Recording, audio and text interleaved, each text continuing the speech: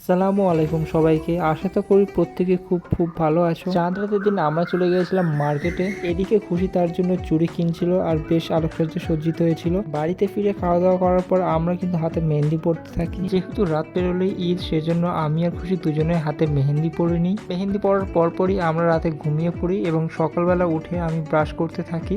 Brush শেষে গোসল করে এসে আমি ঈদের নামাজের জন্য নতুন পাঞ্জাবিটা পরতে থাকি। এর পরপরই আমি সুগন্ধি আতর মেখে নিই নামাজ পড়ার উদ্দেশ্যে রওনা দিব বলে। নামাজ পড়ার উদ্দেশ্যে রওনা দেওয়ার পরপরই আমরা পৌঁছে গেছিলাম ঈদগাতে। আর এদিকে সবাই নতুন পাঞ্জাবি পরে কাতারে কাতারে বসে পড়ে ঈদের নামাজের জন্য। ঈদের নামাজ শেষ করার পরপরই আমি চলে এলাম বাড়িতে এবং দেখি খুশি এসে সালাম করে তার সালামি চাইছে। এরপর ওকে সালামি দিতে দিতে আমার পকেটের সব টাকা শেষ হয়ে যায়। এদিকে কিছু করতে না পেরে আমি আর ও দুজন মিলে ফটো ভিডিও করতে থাকি। এরপর আমরা দুজন বেরিয়ে যাই বিকেলে ঘুরতে। আমি ততক্ষণ ঘুরতে থাকি আর সবাইকে জানাই পবিত্র ঈদ উল ফিতরের শুভেচ্ছা এবং অভিনন্দন। আল্লাহ হাফেজ।